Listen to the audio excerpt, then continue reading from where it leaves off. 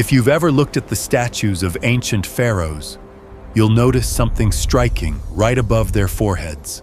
A small cobra, coiled and ready to strike. That's the uraeus, the Serpent Crown of Egypt.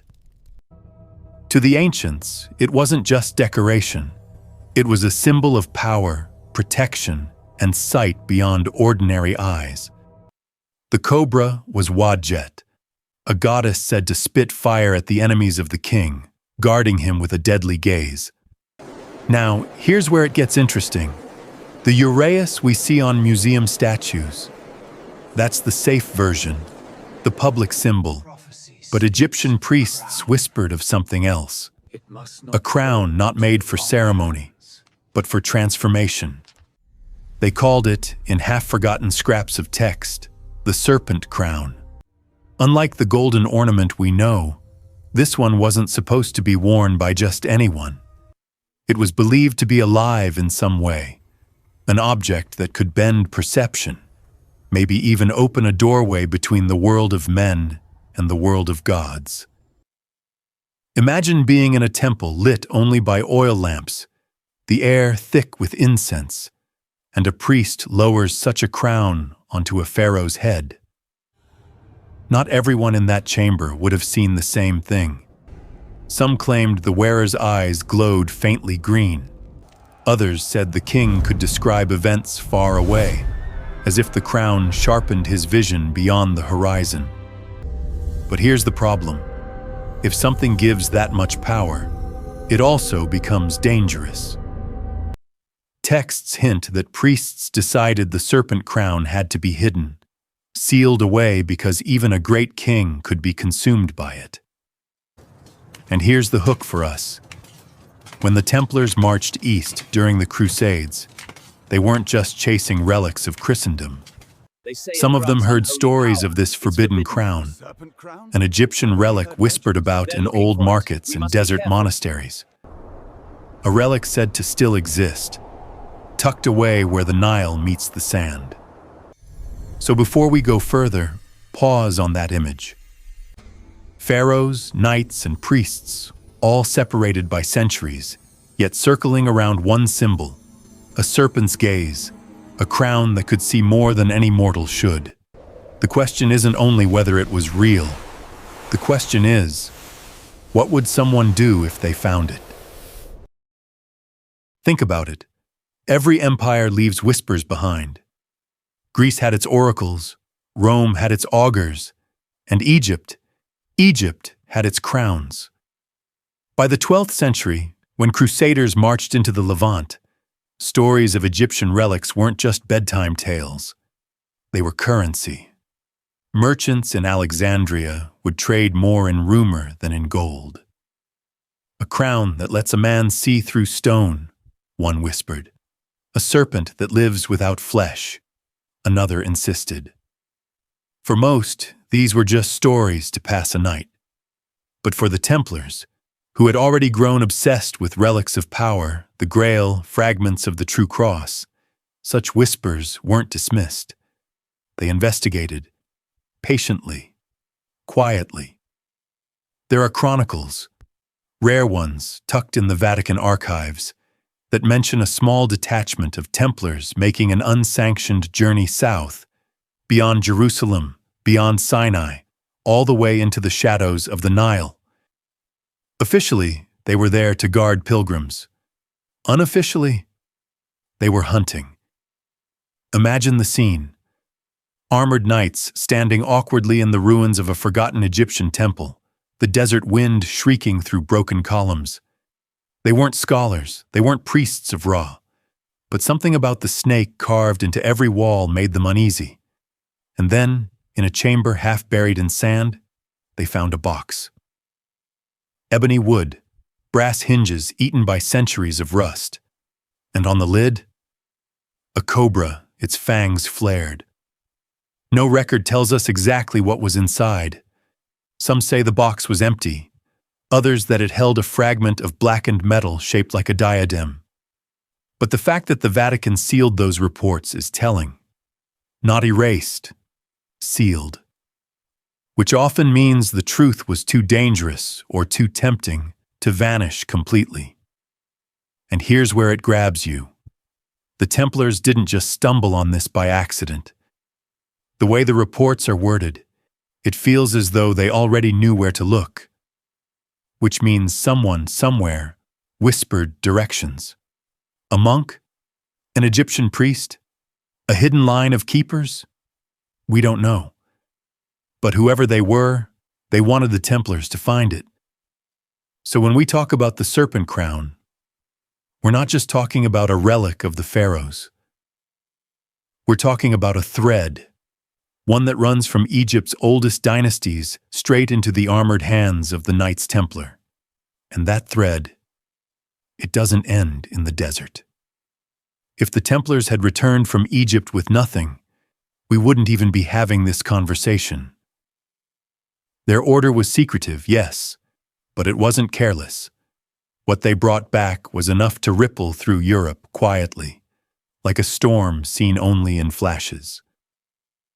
The earliest ripple shows up not in a Crusader chronicle, but in a Vatican memorandum dated around 1215.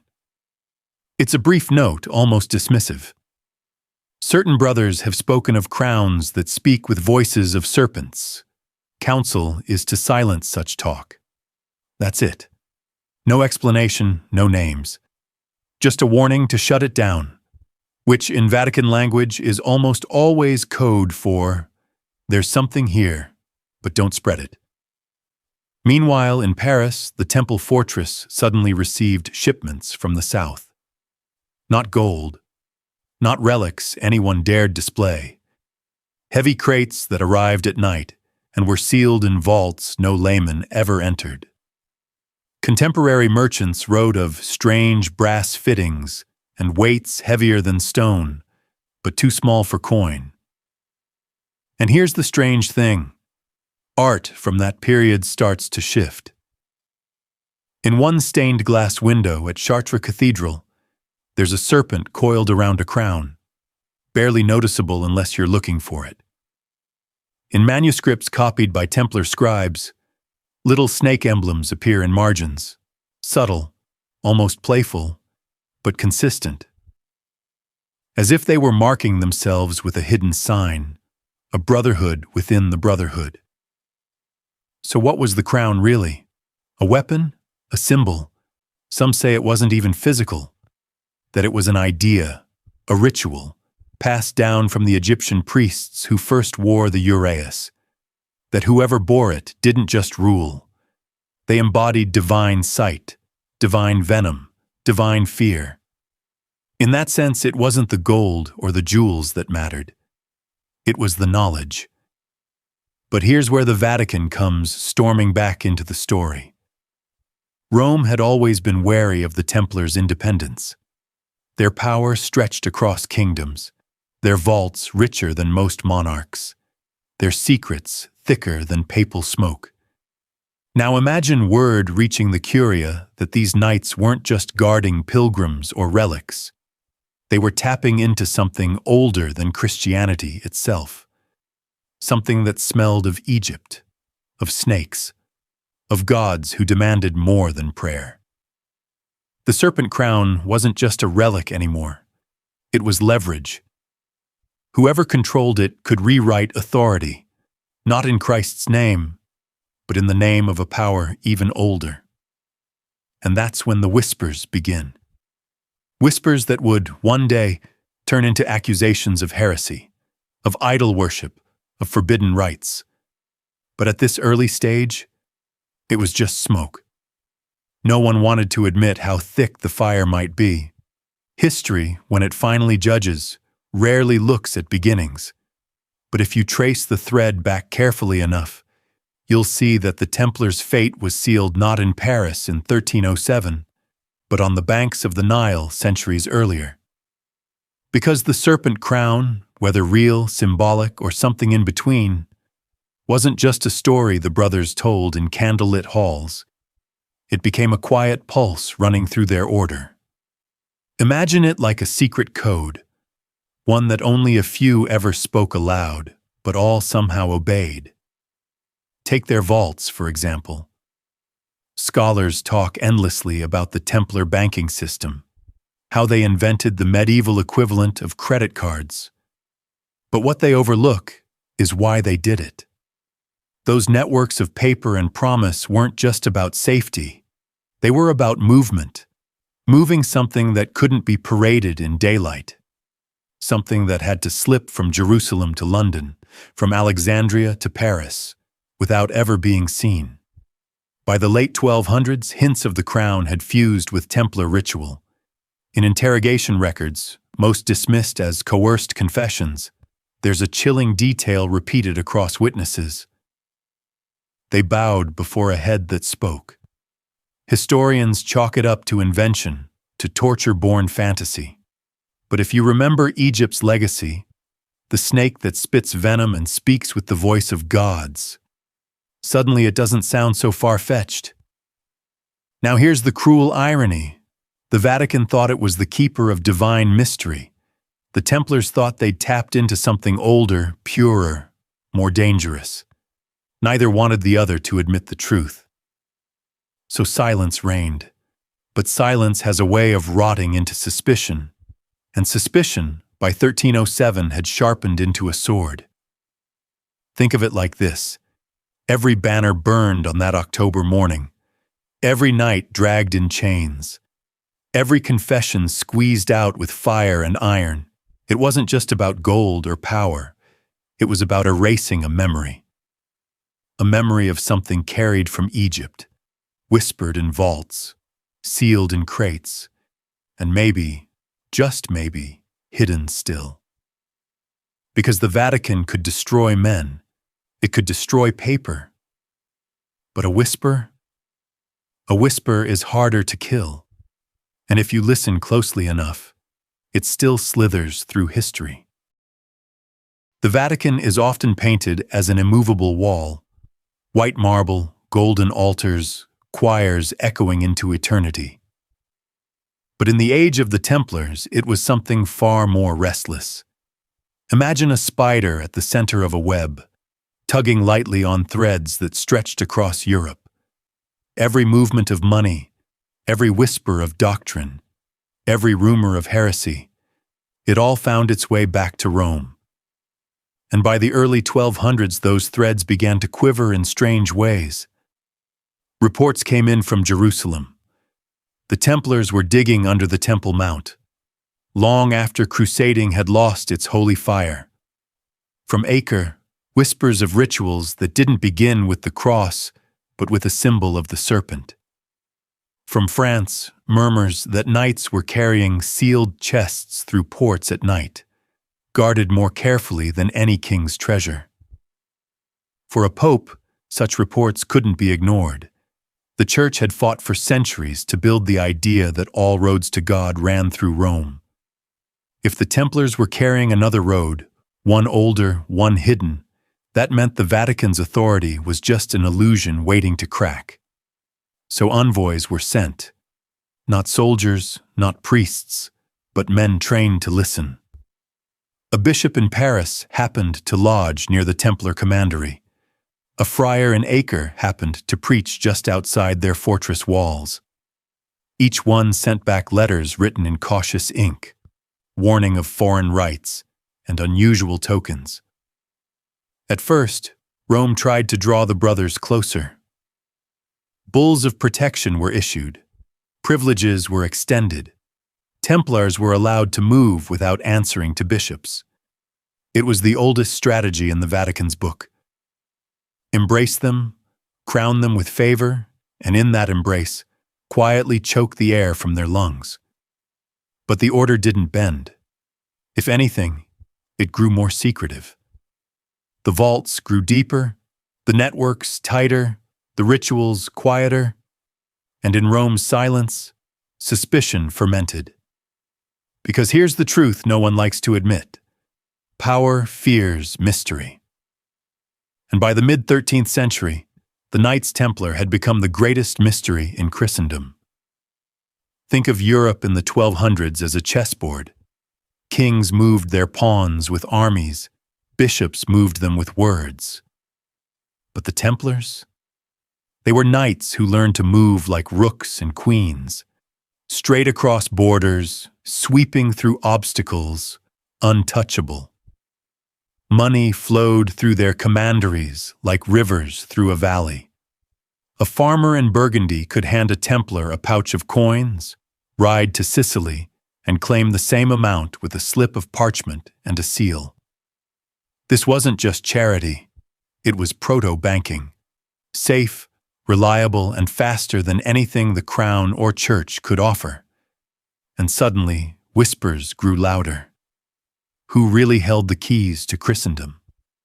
The Pope in Rome, or the knights who guarded treasure, secrets, and souls from one continent to another? In smoky council halls, papal advisors argued. Some said, "The order is our strongest arm, leave them be." Others leaned forward and whispered, "No arm should grow stronger than the head." Then came the first signs of shadow games. A French abbot accused the Templars of pride, of bowing to no king, no priest, no bishop. A German chronicler slipped hints of idols carried in private processions. None of it was proven, but the effect was poison. The Vatican didn't need proof, it needed doubt. And behind that doubt was fear. Not just fear of heresy, but fear of what the Templars had found in Jerusalem. Because by then, it wasn't just about gold or lands. It was about knowledge. The kind of knowledge whispered to reshape faith itself. The papal court began to plot in quiet ways. Favors were granted to rivals. The Hospitallers, bishops who sought to clip Templar wings. Letters, unsigned, began circulating among the nobility, warning that the knights served two masters, and the one was not Christ. It wasn't yet open war, but it was the planting of seeds. Seeds that would take decades to grow, until one October night in 1307 they would burst into fire and shackles. For now, though, the stage was set. Rome smiled in public, blessing the order. But behind those smiles, the Vatican's teeth were sharpening. It's tempting to picture the Templars as a perfect brotherhood, iron-willed knights, praying in unison, moving as one body. But the truth is, no order survives power without fractures. Within their commanderies, whispers started to turn inward.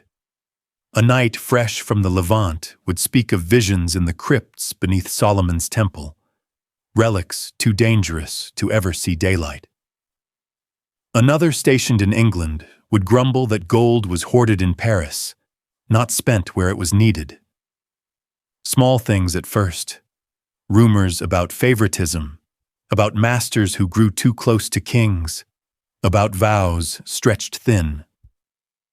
Some brothers feared that the relics they guarded could unmake the very faith they swore to defend.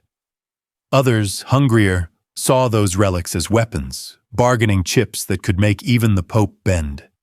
And secrecy, once their greatest shield, became a double-edged sword. The rituals that had once bound them in awe, initiation vows taken in shadowed chapels, oaths whispered before the cross, now seemed to outsiders like sorcery. Even among the knights, doubts crept in. Why must everything be hidden, even from their own brethren? Paranoia brewed in the dark. Some began to suspect spies in their ranks, agents of kings or Vatican envoys disguised as novices. Meetings behind closed doors stretched longer, guarded by silence. A brother who spoke too freely might be sent away, reassigned, or quietly disgraced. The stronger their walls, the more brittle their unity became.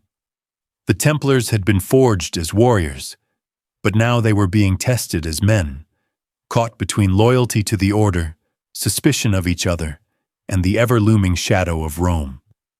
And that, perhaps, was the most dangerous crack of all. Not the steel of their swords, but the faith between their brothers.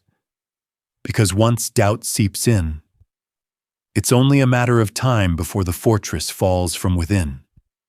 The Vatican had always known the Templars were useful. They were blunt instruments when needed. Warriors who could guard roads, move treasure, or lend coin at interest that no priest could publicly touch. But usefulness does not erase suspicion. And when whispers of secrecy within the order began to drift toward Rome, the Curia leaned in closer.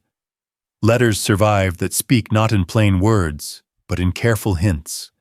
A friar of good standing placed among the brothers, a scribe sent to help record their accounts, an envoy who insisted on being present at chapters where no outsider was ever welcome. None of these men wore armor. They wore the robes of priests, the smiles of confessors, and the ears of spies. The Templars, proud of their walls and oaths, never noticed how porous they had become. A knight who voiced doubts about relics might find his words recorded in a report to Avignon. A treasurer who skimmed silver from the coffers could suddenly be offered absolution, so long as he confessed not just his sins, but the order's secrets. And the Vatican played a patient game. They did not strike with accusation. They gathered. They let suspicion fester, feeding kings quiet assurances that the Templars were strange in their rites, too secretive in their brotherhood, too rich to remain holy. It was subtle, almost invisible at first. One papal envoy writes of lodgings near the temple in Paris, where by candlelight one hears the mutter of foreign tongues, and none will say what prayers are spoken. That line, copied into archives, would later reappear in charges of heresy. In truth, what the spies found was often ordinary. Accounts of rents, shipments of grain, a prayer whispered in the wrong Latin.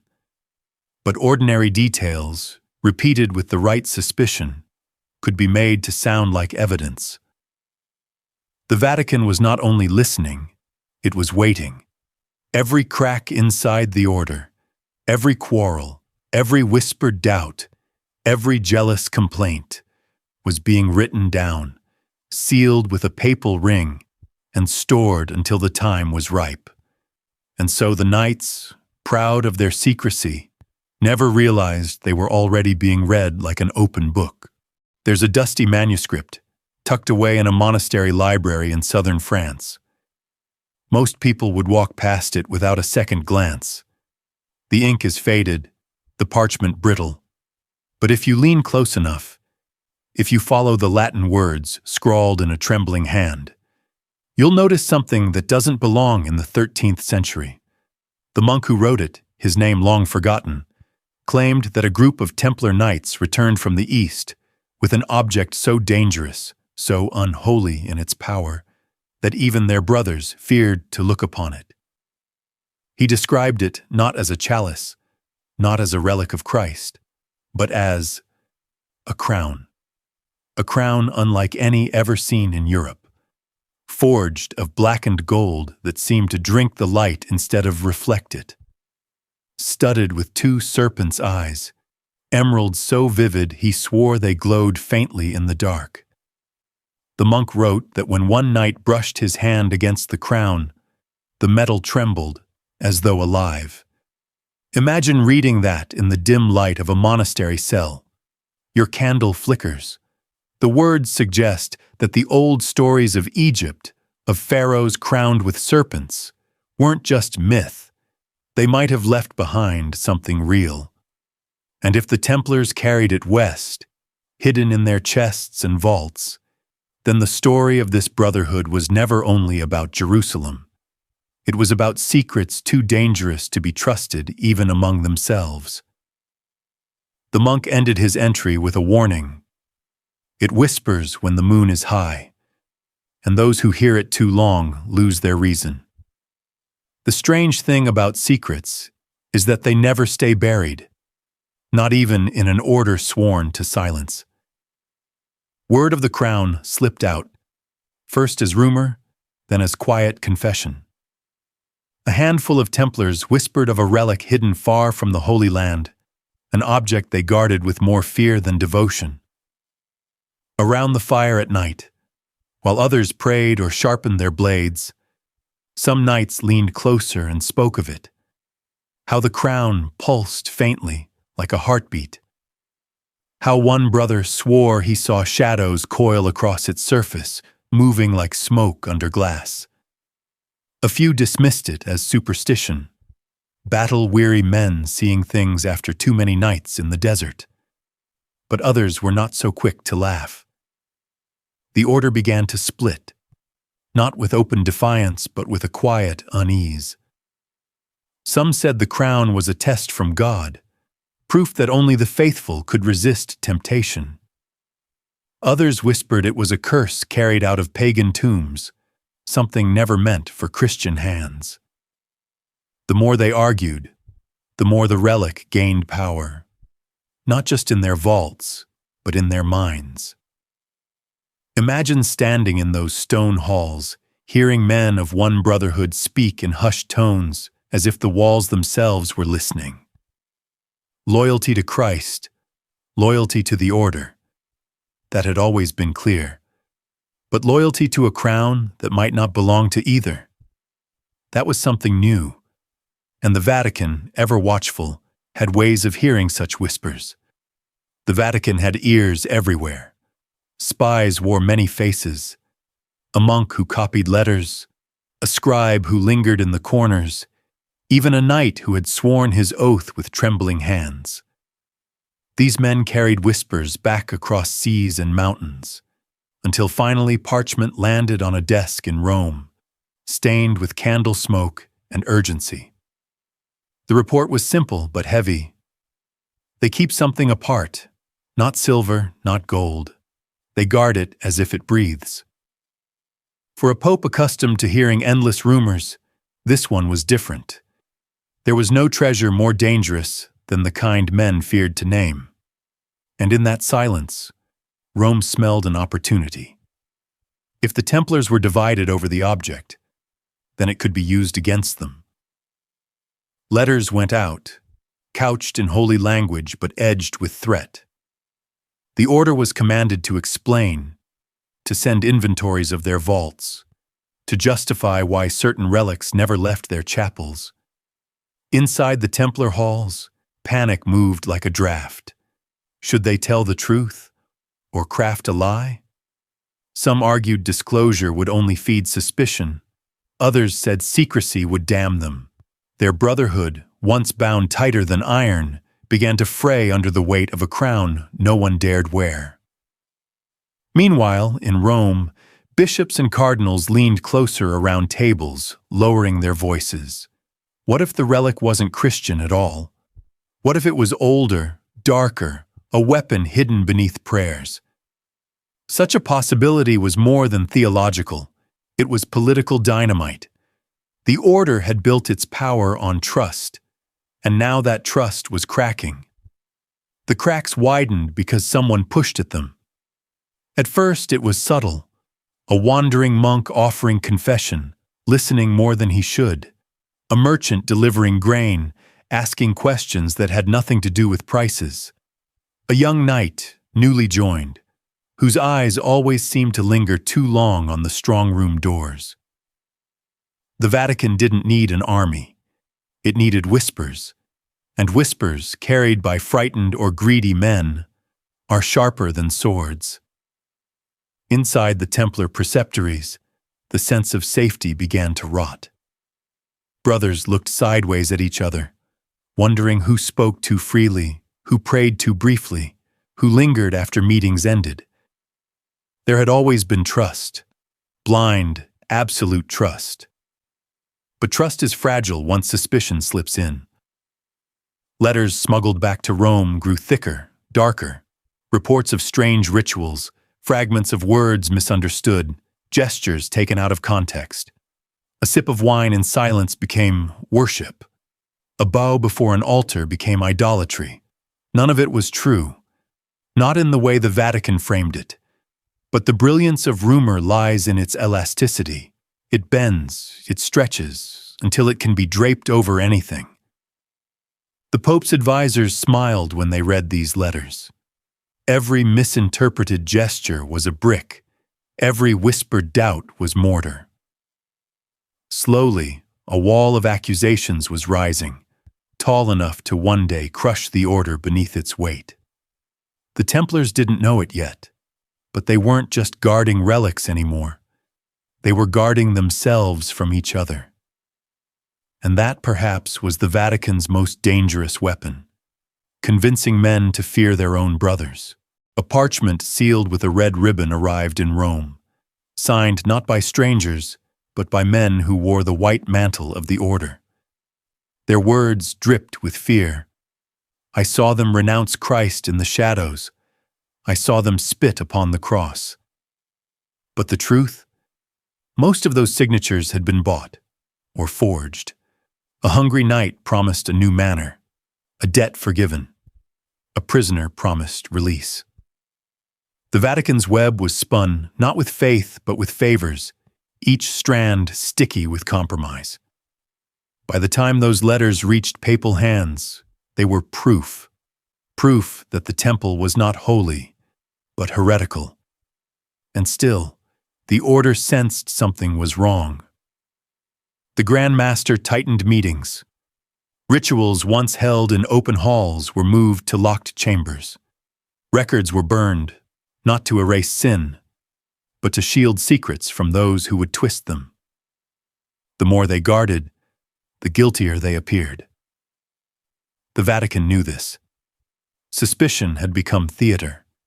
Every precaution looked like confirmation. In the taverns of Paris and Marseille, rumors blossomed like weeds. People spoke of Templars kissing each other in secret oaths, worshipping a bearded head kept in a chest, even summoning shadows that walked without bodies. It didn't matter whether anyone believed. What mattered was repetition. Say a lie often enough, and it begins to taste like truth. The Vatican didn't need to destroy the Templars yet. It only needed the world to doubt them. Doubt was enough to make kings hesitate, enough to make commoners look away when the first chains were fastened. And while the Pope's men sharpened their knives in silence, the knights still thought the greatest threats were waiting on the battlefields of the Holy Land. They had not yet realized the war was already inside their halls. The Order of the Temple had always prided itself on discipline. A knight's word was iron, his loyalty unbreakable. But loyalty bends when hunger gnaws. Not every Templar lived like a lord. Some were stationed in remote outposts where bread was scarce, where a man might go months without pay. Others watched as treasurers in Paris and London handled gold that could buy kingdoms, while their own hands remained empty. Envy, that quiet serpent, began to coil through the ranks. Whispers spread of brothers who had already broken their vows. A knight in Aragon, caught trading relics for coin. Another in Champagne, accused of boasting in taverns that the temple no longer bent to Christ, but to its own secret god. Were these men guilty, or simply desperate? The line blurred until it hardly mattered. And then came the first betrayals. A scribe in Poitiers was caught carrying sealed ledgers into the hands of a royal official. A knight in Normandy confessed under torchlight that he had been paid to reveal the hiding places of the order's treasures.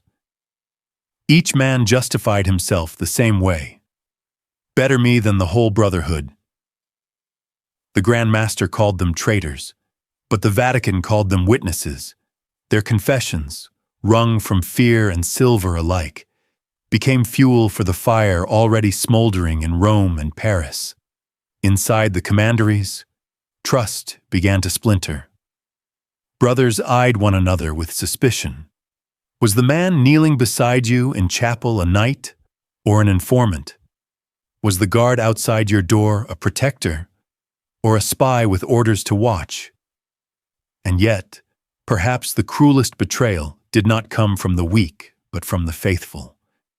There were those who believed, honestly believed that to preserve the order, they had to reveal its deepest rites to the Pope.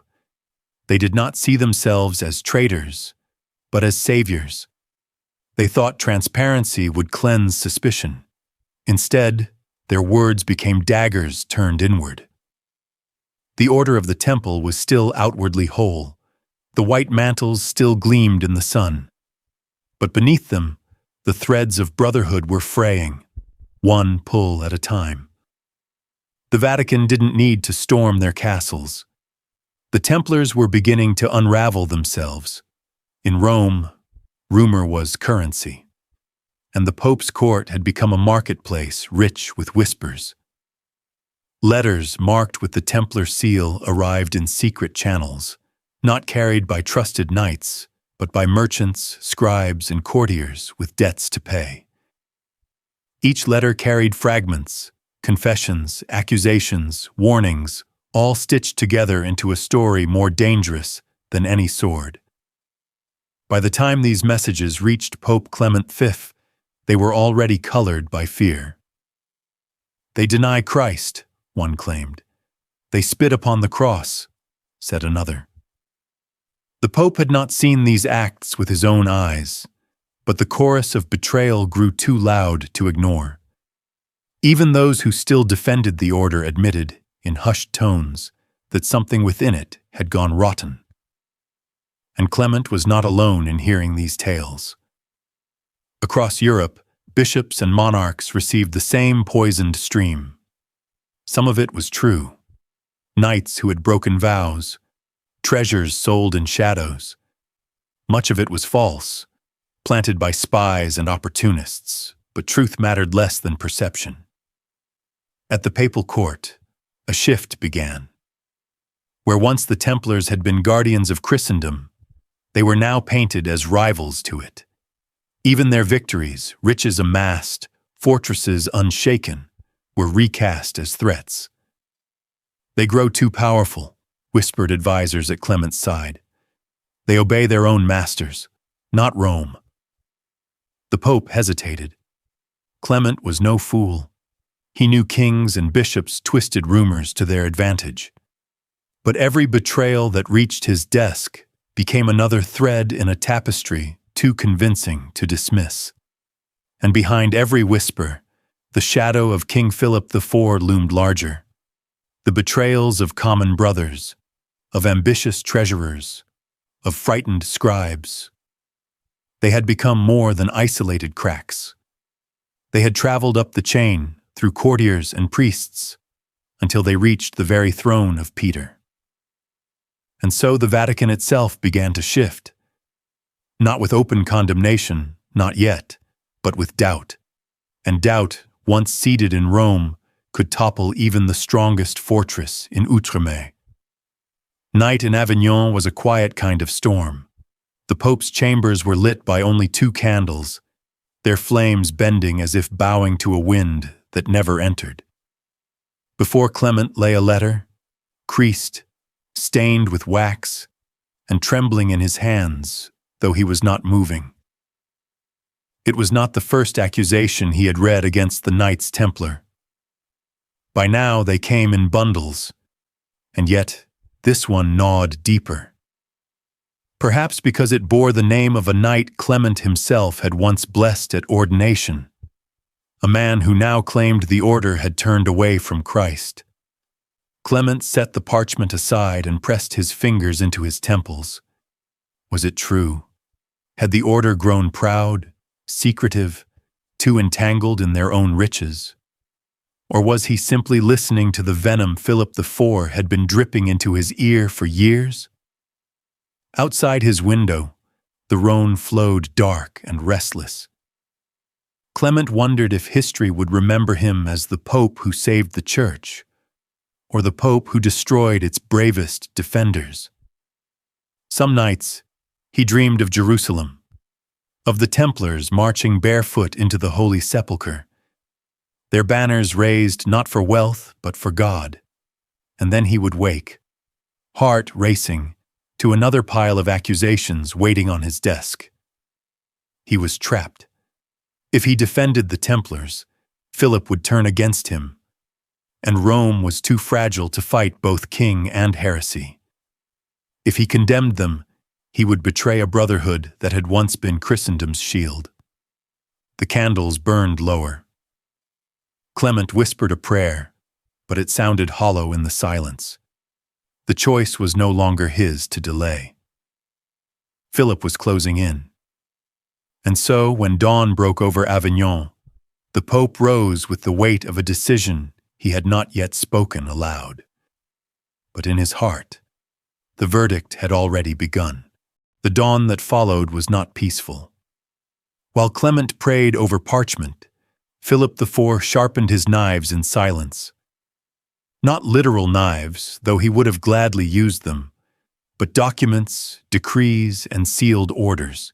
His weapon was not the sword, but the signature. Across France, couriers galloped with letters marked in the king's hand. Each was a silent spark, waiting for the hour when they would all ignite at once. The Templars were still asleep. At dawn, their commanderies bustled with the same rhythm they had known for decades. Bread in the ovens, horses fed, prayers echoing through chapels. They had no idea that the king's men were already riding toward them, with warrants hidden in saddlebags. Philip had chosen the date carefully. Friday, October 13th, 1307, a day that would burn itself into legend. By sunrise, the trap was sprung. Templars across France were seized from their beds, bound in chains, accused of sins so dark that even their enemies had to whisper them. Heresy, idolatry, spitting on the cross, worshipping a head of stone. The accusations spread like fire through dry fields. To common people it was unthinkable. To priests it was scandalous. And to the knights themselves it was betrayal incarnate. In Avignon, Clement heard the news in a single line delivered by a breathless messenger. The king has taken them all. He knew then that hesitation was over. The Templars' fate would no longer be decided in debate. It would be decided in dungeons, under torchlight. The world had changed overnight. The cells filled faster than the scribes could write their names. Men who had once ridden in gleaming armor now sat on damp straw, their white mantles stained with mud and sweat. Some still clung to prayers, whispering Latin psalms against the cold. Others stared at the walls, stunned that years of service to Christ could end in chains. The first interrogations were not gentle. In Paris, the inquisitors opened with questions that already carried the scent of accusation. Did you deny Christ? Did you spit upon the cross? Did you worship a demon called Baphomet? The knights protested, swore their innocence, invoked their oaths. But parchment does not record tears or broken voices. It records only what the king's men demanded. And when words did not come, the rack was brought forward. Limbs stretched until joints screamed, ropes cutting into flesh. Some knights passed out before answering. Others babbled through sobs, giving the answers their captors wanted simply to make the pain stop. A few died in silence. In Avignon, Pope Clement received conflicting reports. On one hand, letters swore the confessions proved guilt beyond doubt. On the other, whispers reached him from clerics who doubted everything, who said the confessions sounded rehearsed, forced, impossible. But Philip's messengers pressed harder. Holy Father, the order has fallen. Now the world awaits your judgment. The Pope hesitated, caught between truth and survival. His heart told him one thing. The king's shadow told him another. And in the cells of Paris, the Templars began to realize something far worse than chains. This was not an inquiry. This was a script, and they had already been cast as villains. The news spread like fire carried by the wind. Messengers galloped through Burgundy, Flanders, Gascony, each stopping at towns and abbeys to announce that the mighty Knights Templar, once champions of the cross, were now accused heretics. The words tasted of poison, yet they were spoken with royal seal. In England, King Edward hesitated. At first he doubted the charges, even wrote to Philip asking if the rumors could be true. But pressure is a patient hand. Soon, clerics in his court whispered that England, too, must investigate, or risk being seen as sheltering traitors. In Aragon, in Castile, in Portugal, the same pattern unfolded. Some monarchs defended the order at first. After all, the knights had guarded their borders against Moors, escorted their pilgrims, lent their treasuries gold. But one by one, suspicion seeped in. After all, if France had acted, could it be wrong? The people were divided. In marketplaces, some muttered that the knights had grown too rich, too proud, and perhaps God was humbling them. Others spat at the accusations, insisting the order had shed its blood for Christ for 2 centuries. But the most dangerous change was not in public squares. It was in the parchment halls of bishops and kings. There, a seed of doubt was enough. And once it was planted, it grew quickly. By winter, the Templars were being rounded up not only in Paris, but in towns far beyond. Some were locked in towers, others in village jails where rats gnawed at their boots. Letters poured into Avignon, until Clement's desk was buried in ink and wax seals, each one demanding, "Holy Father, confirm this guilt. Let us know the truth." And across Europe, one truth became clear to the knights themselves. The walls of Christendom, which they had once defended, were now closing in upon them. Clement V had tried to stall. He called for commissions, panels of theologians, quiet investigations. He hoped the storm would pass, that the accusations might dissolve in the wash of time. But Philip was not a man to wait. From Paris came reports that confessions were already pouring in. Confessions extracted with heated irons, with ropes that twisted joints from their sockets, with nights so long that men would say anything for the dawn. To Clement, such confessions stank of coercion, but to Philip, they were convenient proof. The Pope's letters reveal a man pulled in 2 directions. On one page, he pleads that the knights be treated with mercy. On another, he instructs bishops to proceed with trials.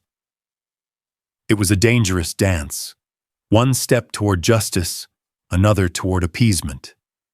And all the while, Philip pressed harder. He reminded Clement of debts left unpaid. He hinted that Avignon itself, the Pope's fragile seat, stood under French protection. Behind every holy demand was the shadow of soldiers who could march south at any hour. In the cloisters of Avignon, cardinals whispered. Some urged defiance. If the church bows to kings, it ceases to be the church. Others counseled pragmatism. Better to sacrifice one order than risk the papacy itself. Clement's pen scratched late into the night. Drafts were written, burned, rewritten, and slowly, painfully, he yielded. He ordered inquiries to continue, gave legitimacy to the confessions, and allowed the notion of Templar guilt to take root not just in France, but across Christendom. It was the turning point. The papacy had not yet condemned the order outright, but the balance had tipped. From that moment forward, the question was no longer if the Templars would fall, but when and how completely. And Philip smiled, because the Pope's hesitation had finally bent into obedience. The dungeons of Paris were not built for truth.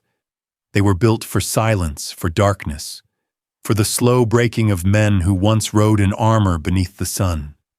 In the winter of 1307, those cells filled with white-cloaked prisoners, the once proud knights of the Temple, now chained like common criminals.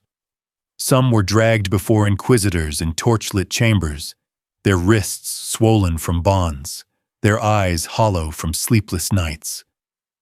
The questions were always the same. Did you spit upon the cross? Did you worship the idol? Did you deny Christ and pledge yourself to the serpent? At first, many resisted. They swore their innocence, invoked the memory of Jerusalem, begged to face a trial of honor rather than whispers in a cellar. But resistance was fragile. A wheel tightened, a coal pressed against skin, a rope pulling shoulders from sockets. These left no room for silence. And so the confessions began. Some admitted to renouncing Christ, though their voices trembled with doubt. Others spoke of kissing strange idols, of secret rituals at midnight. One even described a head made of silver, glowing with an unholy light. The inquisitors wrote every word with careful strokes, feeding Philip's narrative page by page. Yet even in these accounts, contradictions abounded. No two men told the same story. One said the idol was bearded, another said it was female, another swore it had the face of a demon. Some confessed only to ceremonial tests, others admitted to nothing at all. But the record did not care for coherence, it cared for volume. The more names signed, the stronger the illusion of guilt. Meanwhile, outside those prison walls, the people of Paris whispered. A city that once saw the Templars as protectors, now wondered if devils had lived among them all along. And in Avignon, the Pope received stacks of parchment filled with these confessions, each one a nail ready to be hammered into the order's coffin. Jacques de Molay, Grandmaster of the Temple, was not a man easily broken. He had ridden across deserts, commanded men in battle, negotiated with kings and caliphs alike. Yet in the stone hall of his captivity, even he was made small. The inquisitors did not address him as a knight, nor as a leader, but as an accused heretic. They placed him at the center of the chamber, a single torch throwing his shadow long against the wall. Questions fell like arrows. Did you order your brothers to deny Christ? Did you see the serpent idol? Did you preside over unholy rites? Molay's first answers were steady. He denied calmly, even defiantly. He spoke of loyalty to Rome, of blood spilled for Christendom, of vows taken before the altar. His voice carried the weight of a man who believed history would remember his words. But history is written by the victors, and in that chamber the victors were the men with ink and rack. When his denials did not suffice, the interrogators tightened their net. They dragged in Geoffrey de Charnay, preceptor of Normandy, his body already marked with burns. Another was Hugh de Perraud, trembling but silent. They placed them side by side, demanding confessions that matched. The air grew heavy. To resist meant agony. To confess meant betrayal. And so, under that cruel pressure, the words spilled. Half-truths, distortions, phrases uttered not for accuracy, but for survival. Molay himself, after hours that blurred into days, finally gave way. Yes, he admitted, there had been ceremonies, strange initiations meant to test a knight's obedience. Yes, at times men spat near the cross, but only as a lesson, to remind them faith must live in the heart, not in symbols. He confessed enough to quiet the torment, though his eyes betrayed shame. Those parchments were carried quickly to Avignon. To the Pope they read as confirmation. To Philip they read as victory. But to Molay and his brothers, they were chains heavier than iron, binding them to accusations that would never be untangled. Outside, Paris went on with its markets and prayers, but the silence of the temple's prisons grew into a shadow, stretching over Christendom itself. The parchment leaves traveled faster than any knight's horse. From Paris, copies of the Templar Confessions were dispatched to Avignon, London, Rome, and beyond. Seals of authority were pressed into wax, lending the weight of truth to words that had been forced through clenched teeth. In England, clerics unrolled the documents before bishops who frowned in disbelief.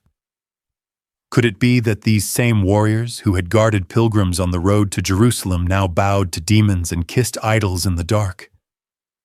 The ink was persuasive. It bore not only the names of unknown brothers, but of Jacques de Molay himself. In Aragon, whispers spread through the streets of Zaragoza that the Templars had conspired with the Moors. In Germany, merchants spoke of idols hidden in stone vaults, and in Italy, the word heretic clung to the white mantles like a stain no washing could remove. It didn't matter that many confessions contradicted one another. One knight admitted to seeing a serpent idol, another swore it was a cat's head, another claimed nothing at all. The inconsistency should have raised doubt, but instead it worked in the accuser's favor. To the public, the sheer number of stories proved something must be real. And so the Templars' reputation, once built on discipline, courage, and devotion, was dismantled piece by piece. Castles that had once flown the Red Cross saw townsfolk turn their backs. Peasants refused to sell them grain. Priests avoided their chapels. In some places, mobs hurled stones at passing knights. Inside the order, the damage was worse. Letters arrived from distant commanderies asking if the rumors were true. Brothers looked at each other with suspicion, wondering who among them had spoken, who had betrayed, who had cracked first beneath the lash. The confessions, though born of torture, became instruments sharper than swords.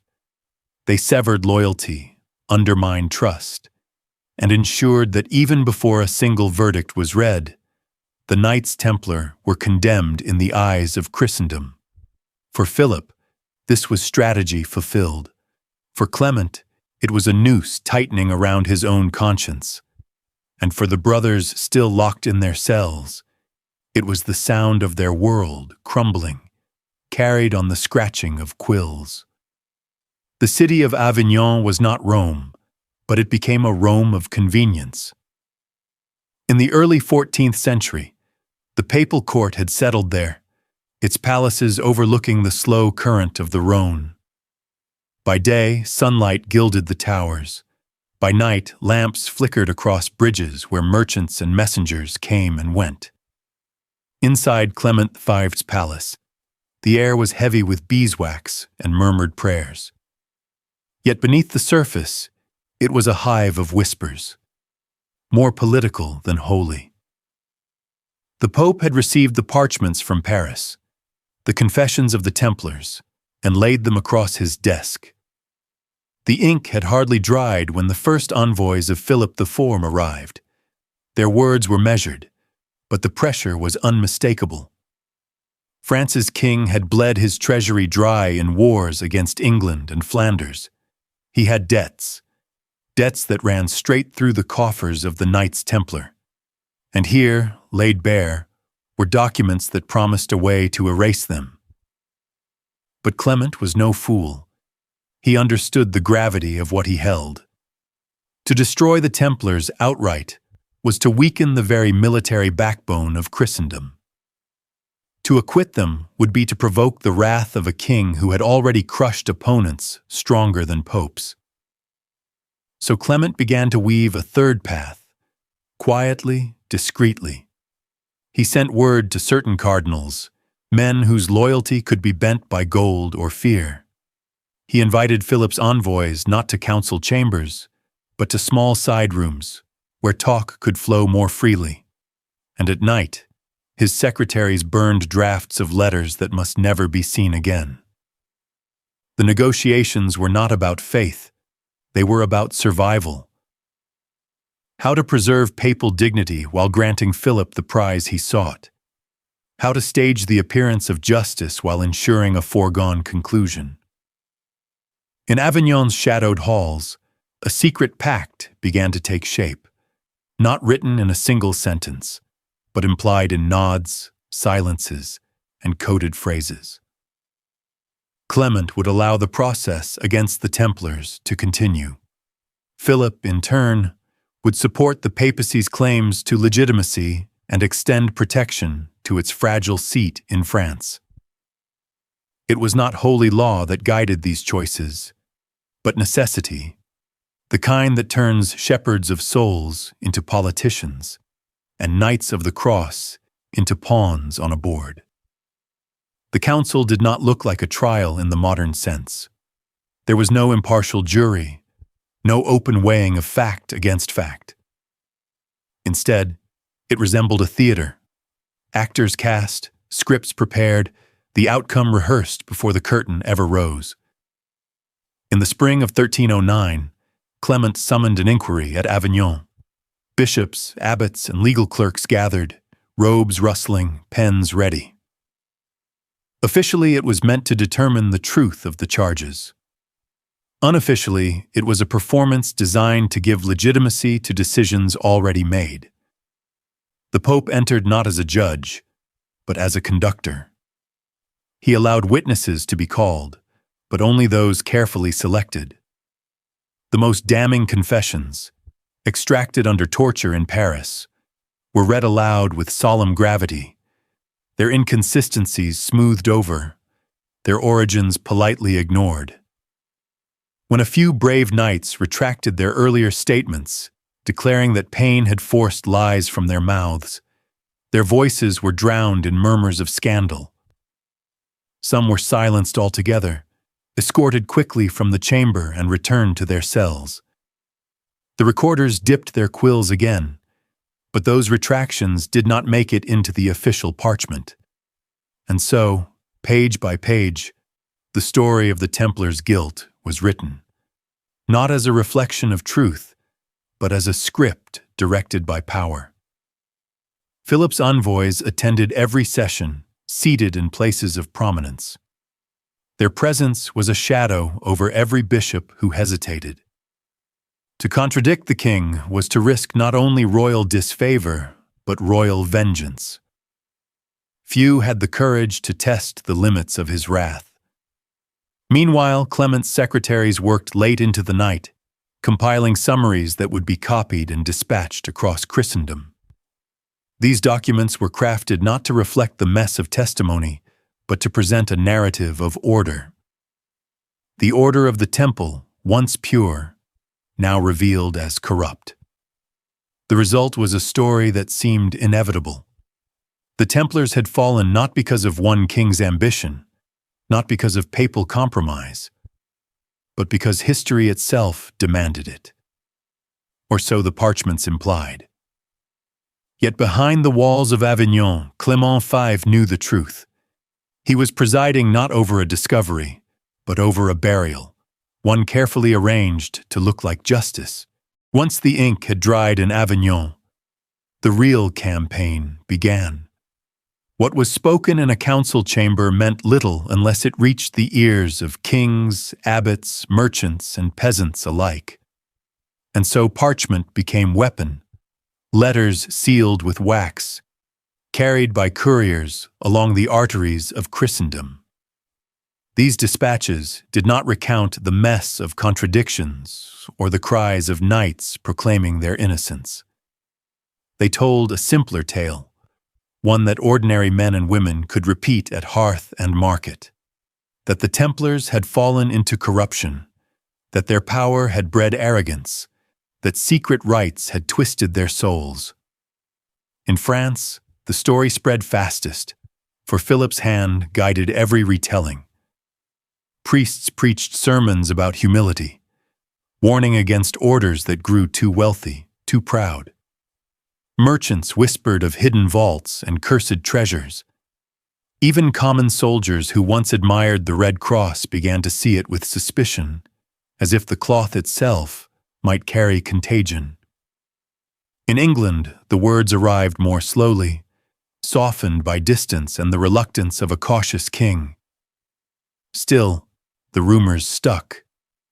When the papal bull was read in churches, its authority left little room for doubt. To question the Pope's word was to risk one's own standing, perhaps even one's soul. Across the Iberian kingdoms, the story twisted again. Some rulers, eager to seize Templar castles along their borders, amplified every accusation. Others hesitated, unwilling to condemn men who had held the frontier against Moorish armies for generations. But even hesitation could not withstand the tide of official proclamation forever. And among the people, perception hardened. A knight in white mantle might once have been greeted with respect or awe. Now he might find doors closed, stares suspicious, coins withheld. The narrative was working, not through force, but through repetition. The fall of the Templars was becoming not just a royal decree, but common knowledge, and that was the true genius of the papal machine. By the time the trials resumed, the question was no longer whether the order was guilty. The question was only how guilty they were, and what punishment was fitting. It was not swords that undid the Templars, nor sieges, nor open war. It was words, whispered in pulpits, carried in parchment, believed around firesides, that bound them more tightly than chains ever could. Inside the remaining commanderies, the knights gathered in dim halls, heavy with incense and silence. They had always prayed together, voices rising in unison before dawn, hands resting on sword hilts as psalms echoed against stone. But now the unity was breaking. Some whispered that perhaps the charges were not entirely false. Had they not, in the secrecy of their initiation, been made to perform oaths and gestures outsiders might misunderstand? Had ambition not crept into their dealings with kings and merchants, swelling their coffers beyond what poverty and humility should allow? It was not betrayal they spoke, but doubt. And doubt is a wound that festers quickly. Others, fiercely loyal, spat at the very idea. They reminded their brothers of Jerusalem's walls, of Acre's burning towers, of comrades who had died with crosses sewn to their chests. To admit guilt was to erase the blood of martyrs, to dishonor the graves still marked with swords and shields.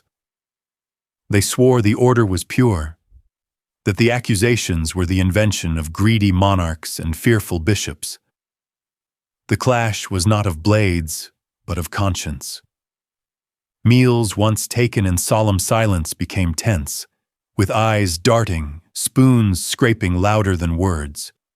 Some knights urged cooperation with papal envoys, believing confession, even false, might spare their lives.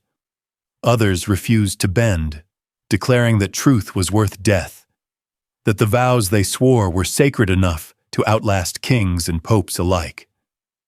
And then there were those caught in between. Younger brothers, barely past their novitiate, staring at their elders with wide, uncertain eyes. They had joined the order dreaming of crusades and holy purpose. Instead, they found themselves prisoners in their own fortresses, surrounded by suspicion, haunted by sermons that painted them as monsters. In this atmosphere of distrust, betrayal became inevitable. A knight, pressed too hard under questioning, might whisper a name. A sergeant, hoping to save his family from confiscation, might provide a testimony the inquisitors craved. And once those seeds were sown, they grew quickly, watered by fear and silence. The greatest blow did not come from outside armies. It came from within. The loss of a single, shared certainty. Where once the Templars were bound by faith and brotherhood, now they were bound only by chains and suspicion. And for the Vatican and the king, that was victory enough. The trials began not in hushed chambers, but in cathedrals, before the eyes of crowds hungry for scandal. Wooden platforms were erected near the altar, so that the accused stood beneath crucifixes, as if Christ himself were presiding. Candles burned low, their light flickering against painted saints, while shadows played across the faces of men who would decide fates. One by one, Templars were marched in, some gaunt from imprisonment, others still bearing the proud bearing of knights. Chains clinked as they were forced to kneel, their white mantles smeared with dirt, the red crosses dulled to brown.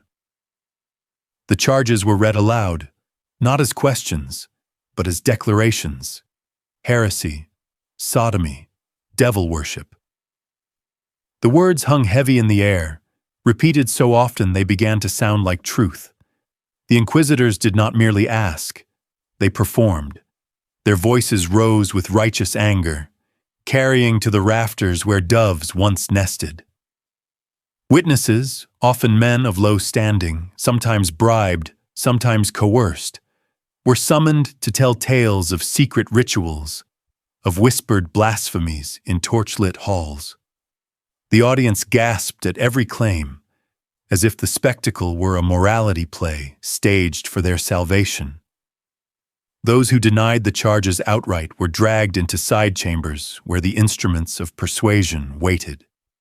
Ropes, racks, and irons gleamed in the torchlight. Men who had faced Saracen cavalry without flinching now screamed until their voices broke. When they returned to the cathedral, battered and hollow-eyed, their words came haltingly, and their confessions, half-truths, half-inventions, were seized upon as divine proof. And yet, even here, moments of defiance flickered. One knight, his body twisted from torture, lifted his head and declared, "I confess nothing but loyalty to Christ and the order." His voice cracked, but it carried. The crowd fell silent, the inquisitors exchanged glances, and for a heartbeat, the lie threatened to unravel. But the silence did not last. He was led away, never seen again, his name erased from the records. The trials were not about justice. They were about theater, about planting a story into the minds of the faithful so deep it could never be uprooted. And as the weeks passed, the story grew darker, more elaborate, and more convincing. The Vatican and the king had found their stage, and the world, spellbound by fear, played its part as audience. The more the confessions piled up, the less they seemed to agree. One knight swore under oath that the order worshipped a severed head with glowing eyes. Another insisted it was not a head at all, but a black cat passed from hand to hand in candlelit rituals. A third claimed they spat on the cross, while his cellmate confessed they kissed it. The contradictions grew so wild that even some priests whispered doubts in the cloisters afterward. But doubt did not matter. What mattered was repetition. A lie told often enough, especially when painted with blood, began to take on the sheen of truth. And so the inquisitors wrote it all down. Every wild variation, every fevered story wrung from broken men, stacking parchment upon parchment until the weight of accusation itself became unanswerable. Still, there were moments that could not be erased. In one session, a Templar named Geoffroy de Charnay, young, unbowed despite months in chains, stood and declared before the whole assembly, "These words they force from us under fire and rope are not truth. If you seek the truth, look at our lives, not at our wounds." The crowd stirred. Some lowered their eyes in shame, while others leaned forward, hungry for rebellion. But the scribes dipped their quills, and the inquisitors barked for silence. His words were recorded, yes, but framed as the ravings of a desperate man, soon to be silenced. The irony was cruel. The more they tortured, the more contradictory the tales became. And the more contradictions surfaced, the more the inquisitors claimed it proved the depth of the order's corruption. The Templars, they said, had fallen so far into heresy that even their lies betrayed them. Behind the curtains, Vatican envoys gritted their teeth. They wanted clean, simple confessions, enough to justify a final judgment. Instead, they were handed a web of stories so tangled it risked exposing the trial as theater. King Philip's men urged them to press on regardless. Better a messy story that condemned the Templars than no story at all. And so the machinery rolled forward. The contradictions were smoothed with ink, the rough edges filed down by scribes who knew which side of their bread was buttered. By the time the reports reached Rome, they read like a single chorus. Heretics, traitors, enemies of the faith. But among the ashes of those tangled confessions, whispers survived. Whispers that some knights had refused to speak at all, choosing silence, even death, over a confession that was not theirs. Those whispers would later fuel the legends that the Templars carried a truth so dangerous it was worth dying to protect. It began quietly, almost like a rumor. A square in Paris cleared at dawn. Wooden stakes hammered into frozen ground. Barrels of pitch stacked like offerings to a hungry god. Few were invited to witness the first burnings, yet word traveled faster than the smoke ever could. By midday, crowds swelled at every corner. Merchants closed their stalls. Mothers tugged children forward, whispering that they must see this moment for the good of their souls. It was not justice. It was spectacle. A stage where the crown and the church played joint directors. The condemned Templars were led out in chains, their white mantles stripped, their hair shorn, their faces hollow from months in dungeons. Some shuffled like ghosts. Others stood tall, as if daring the world to watch. Among them was Jacques de Molay himself, old, weary, but unbroken. He looked not at the priests chanting psalms, but at the people, his voice steady as he declared, "God knows who is wrong and who has sinned. Soon enough, he will judge us all." A hush fell, sharp and cutting. Even the crackle of the torches seemed to wait. Then the order was given, and fire rushed upward in greedy tongues. The crowd recoiled, then surged closer, as though flames might carry truth along with heat. Children screamed, some women wept, but many cheered, voices rising in the belief that they were watching heresy consumed. Yet within the fire, those who refused to cry out became martyrs in the eyes of more than one witness. Silent men wrapped in fire spoke louder than any confession wrung from torture. Smoke towered above Paris like a new cathedral, its spire built of ash. Across Europe, messengers carried the news. The order of the Temple had not only fallen, it had burned. And yet, ironically, the very flames meant to erase them only deepened the mystery.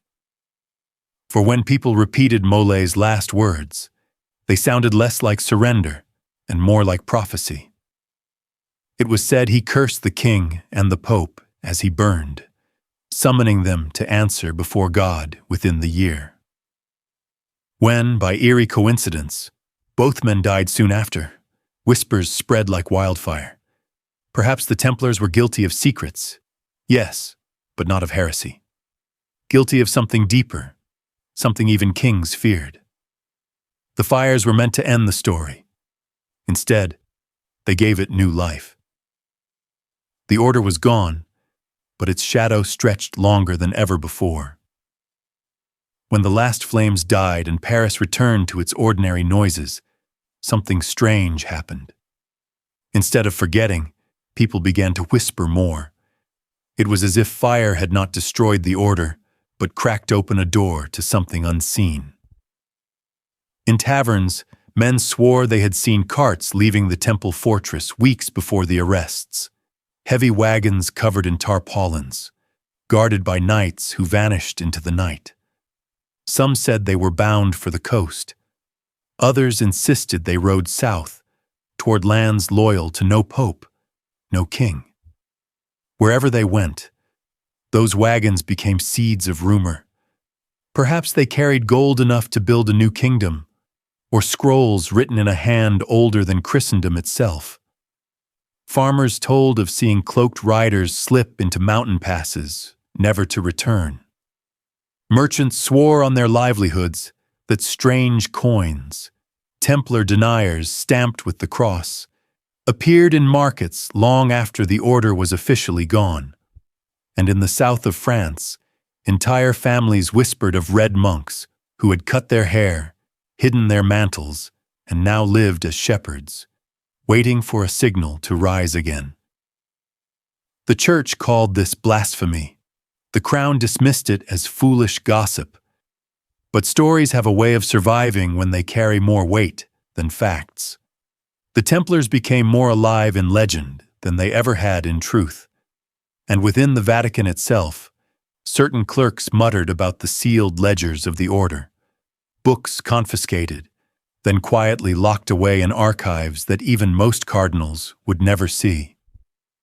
In those pages, it was said, were names of hidden allies, maps marked with symbols no one could decipher, and codes hinting at treasures not of this world. The people, denied answers, began to create their own. The ashes of Jacques de Molay and his brothers gave birth to tales of relics spirited away to Scotland, of ships that slipped across the Atlantic to unknown shores, of bloodlines meant to preserve something that kings and popes could never touch. The Templars had been erased in law, but in the imagination of Europe, they had just begun. The further the years stretched from that night in 1314, the taller the shadows of the Templars grew. What had begun as whispers in taverns became campfire tales, then chronicles penned by monks who added just enough embellishment to keep their readers leaning forward.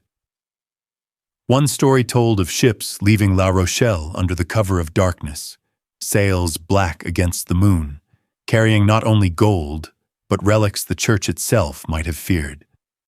The spear of Longinus, fragments of Solomon's temple, even the Ark of the Covenant itself. No proof was ever brought forward, but the lack of proof only made the legends stronger. In Scotland, folk songs spoke of strangers who fought alongside Robert the Bruce at Bannockburn, knights clad in white with red crosses who appeared like phantoms on the morning mist, turning the tide of battle. Some said they were Templars who had found refuge in lands beyond papal reach, others that they were spirits called back to defend the faithful. And then came the rumors of blood, not spilled, but preserved.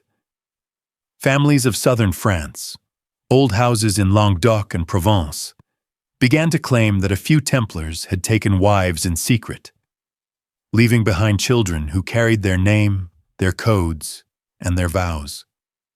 Centuries later, those whispers evolved into entire genealogies linking the Templars to royal bloodlines, even to Christ himself. The Vatican condemned such tales, yet it never fully silenced them. Every denial felt like another layer of smoke covering something burning underneath.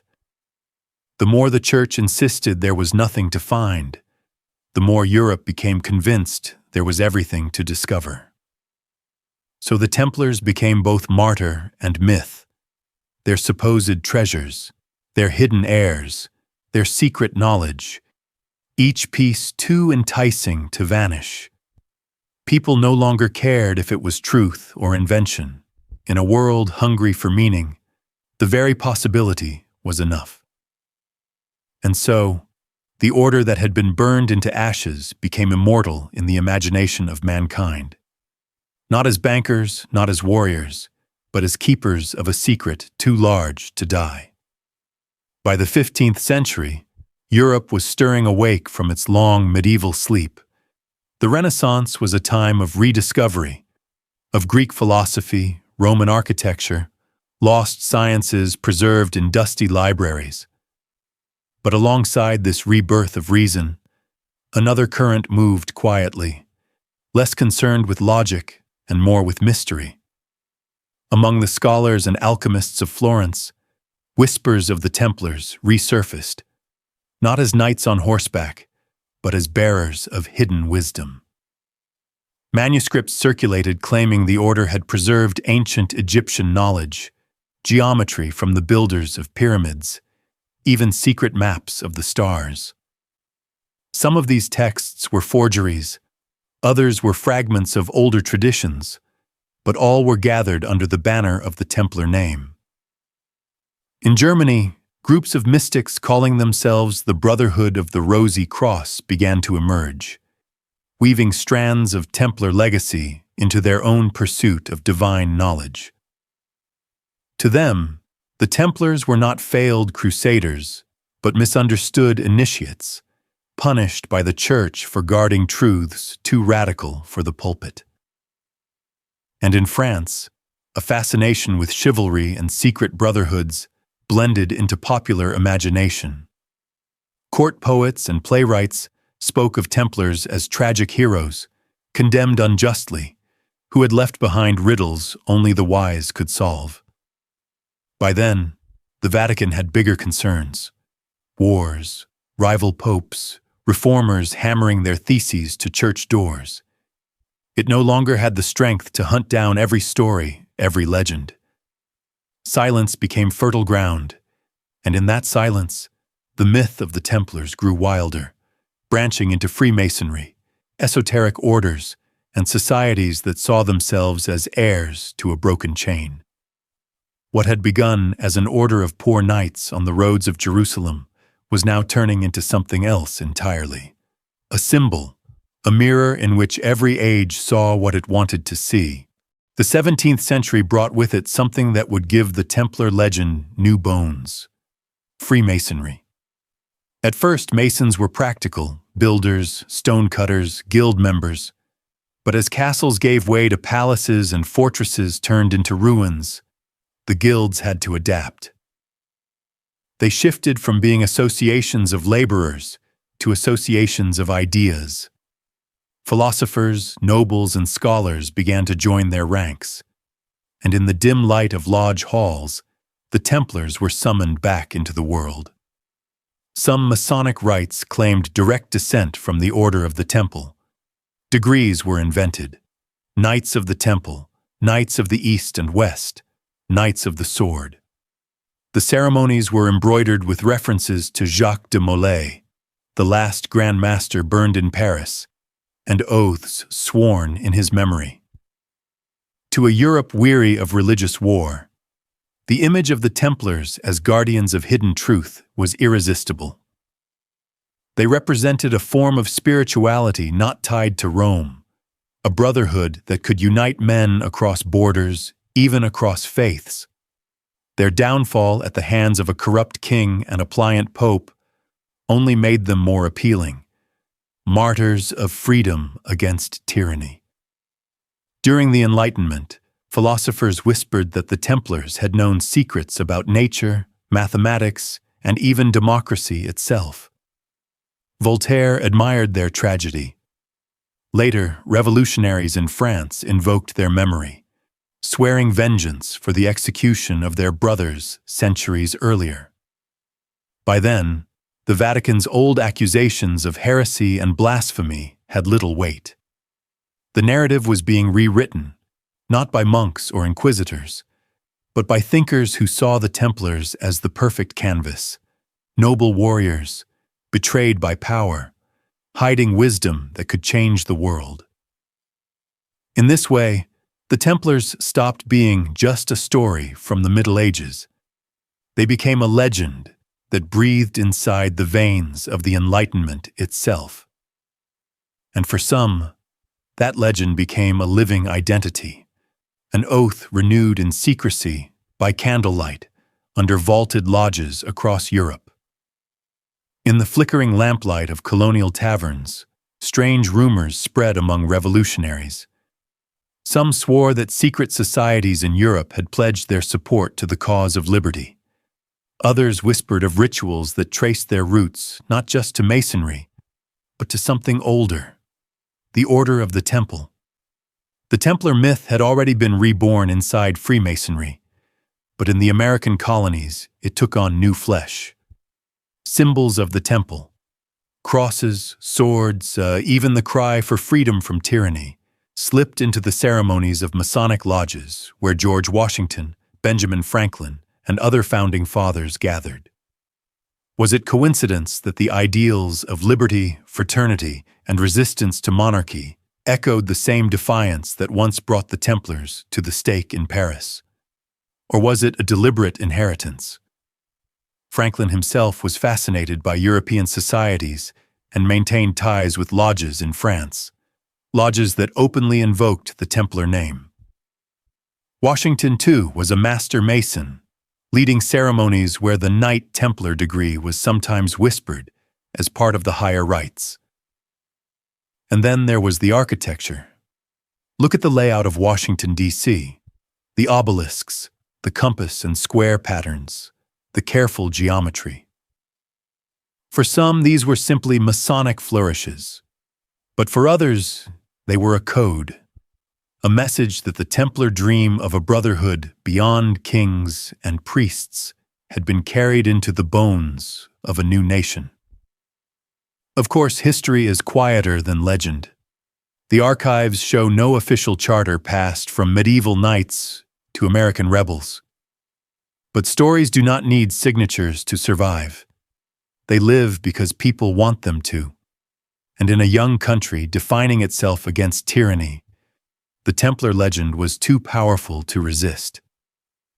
It gave the revolutionaries a sense of lineage, not just men fighting for independence, but heirs to a brotherhood that had defied pope and king alike centuries before.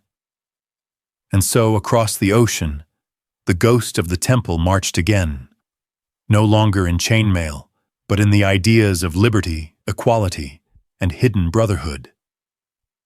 In the candlelit halls of Masonic lodges, secrecy was everything. Curtains drawn, oaths whispered, swords crossed over shoulders.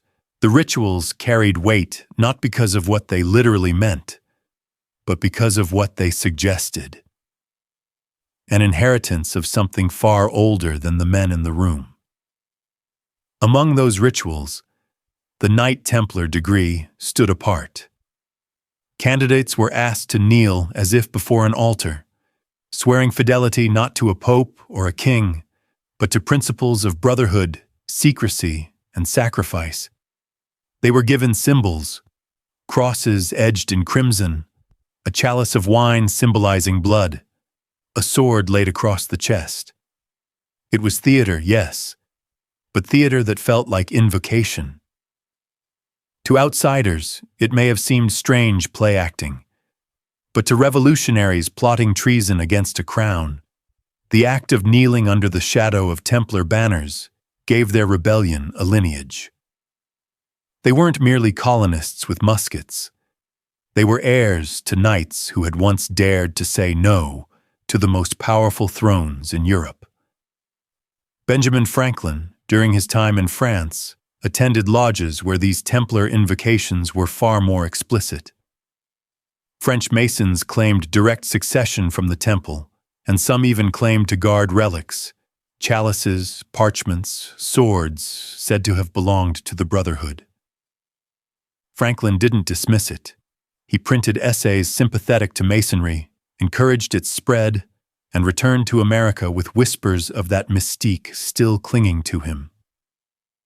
And Washington, when he wore his Masonic apron during the laying of the Capitol cornerstone in 1793, stood as a living symbol of how deeply these rituals had bled into the fabric of the new republic.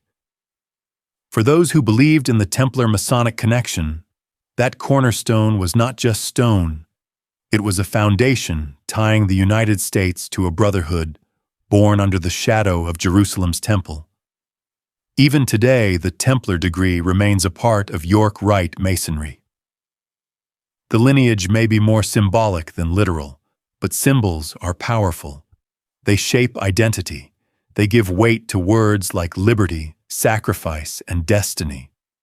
And so, in the founding rituals of America, the Templars lived again, not in armor, but in whispered vows, in symbols drawn across aprons, in the quiet conviction that some truths are too dangerous to die. Stories spread quickly in a young nation. Farmers passing tales by firelight, sailors whispering rumors on the docks, preachers weaving warnings into sermons. It didn't take long for the Templar shadow to slip from Masonic lodges into the imagination of ordinary Americans. One of the most enduring legends surfaced in Nova Scotia, Oak Island. By the late 1700s, locals were already telling stories of strange stone markers and shafts cut deep into the earth. Treasure hunters swore that the pit was protected by elaborate traps, flood tunnels, hidden platforms, technology far beyond what colonial farmers could design. And so the whispers began. Perhaps the treasure was not Spanish gold, but something older. The lost wealth of the Knights Templar. Maps allegedly marked with cryptic symbols circulated. Some even claimed that Masonic initiates hinted at Oak Island in their rituals, a kind of public secret, daring anyone bold enough to dig. The obsession consumed fortunes, cost lives, and even today the mystery remains unsolved. But whether or not the Templars buried anything there, the myth itself bound the Brotherhood to America's soil. Further south, other tales grew. In New York and Pennsylvania, there were stories of tunnels under early courthouses where sacred chests were said to be hidden. In Washington, D.C., conspiracy-minded citizens noticed that the street grid formed strange patterns, triangles, compasses, crosses, that looked suspiciously like Masonic designs. To those who believed, it was proof that the nation's capital wasn't merely built. It was consecrated. A Templar vision encoded in stone. The Vatican, of course, dismissed all of this as fantasy. But isn't it telling that the Church still felt compelled to denounce the Templar name in official statements, centuries after the Order's destruction? It was as if the ghost of the temple was still dangerous, still needing to be silenced. And maybe that's the most powerful thing the Templars left behind. Not treasure, not relics, but a myth so potent that it could shape a new nation across the ocean. Myths that made ordinary farmers and rebels believe they were part of a sacred story stretching back to the deserts of Jerusalem. Because sometimes, belief is more enduring than gold. By the 1800s, America was a country obsessed with secret societies. Freemasons met behind locked doors, odd fellows built their lodges in small towns, and whispered passwords passed between men in taverns and courthouses. But beneath all of these rituals, people kept asking the same question. Where did this all come from? That's where the Templars returned. This time, not as warriors on horseback, but as the mythical fathers of every oath, every compass, every sacred emblem. Newspapers of the time ran stories of ancient rites smuggled across the Atlantic, tying the Masonic apron directly to the white mantle of the Templar Knight. For many, it was irresistible, a way to imagine that their little town lodge was connected to Jerusalem, the Crusades, and the lost treasures of Christendom. Whispers grew wilder. Some claimed that certain American families, wealthy merchants in Boston, landowners in Virginia, were secretly descended from the Templar bloodline. These families, it was said, carried the charge of protecting relics smuggled out of Europe. Most historians scoffed, but in an age hungry for romance and mystery, the story stuck. And then came the monuments.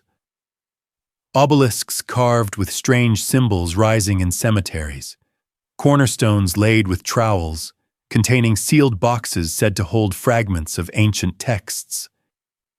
Even the Statue of Liberty, when it arrived from France, was immediately folded into the conspiracy. Some swore her torch wasn't just a beacon of freedom, but a nod to the eternal flame of the Templars.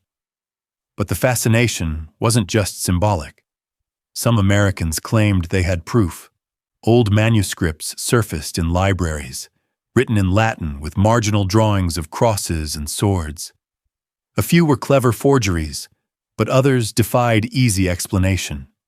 One in particular, an obscure 13th century chronicle tucked away in Harvard's collections, described the brethren who crossed the Western Sea. Did it mean America? Or was it just the imagination of a monk who dreamed of lands beyond the map? The lines blurred. Between fact and fantasy, history and folklore, Americans began to weave their own Templar tapestry, one that tied their young nation to a centuries-old crusade. And whether the Vatican liked it or not, the order was alive again. This time not in armor, but in symbols etched into the very foundations of a new world. Back in Rome, whispers of the New World Templars did not go unheard. By the mid-19th century, papal envoys were already sending reports across the Atlantic, describing with both fascination and alarm how American lodges and societies invoked the Templar name. To the Vatican, this was more than harmless theater. It was a distortion, an old wound being reopened in a foreign land. One report preserved in the Vatican archives, never intended for public eyes, described Masonic gatherings in New York, where the name of Jacques de Molay was toasted as a martyr. To the Church, this was dangerous ground. De Molay had died condemned for heresy. But here he was being celebrated as a hero, even a saint, outside papal authority. The echo of rebellion rang loud. What unsettled the Vatican most wasn't just the rituals. It was the idea that Americans were linking their political identity to the Templars. In a republic that defined itself against monarchy, what better symbol than knights who had once defied kings and, in legend, even popes? The irony was bitter. The very brotherhood suppressed by Clement V and Philip IV was now being reimagined as a model for liberty across the ocean. Quiet attempts were made to push back. Catholic journals published articles reminding the faithful of the Templars' errors. Priests gave sermons warning against false brotherhoods. But the more the Church tried to distance itself, the more alluring the myth became. In America, suspicion of the Vatican was already high. Every warning only seemed to prove the conspiracy true. Meanwhile, among ordinary Catholics, there was a different kind of whisper.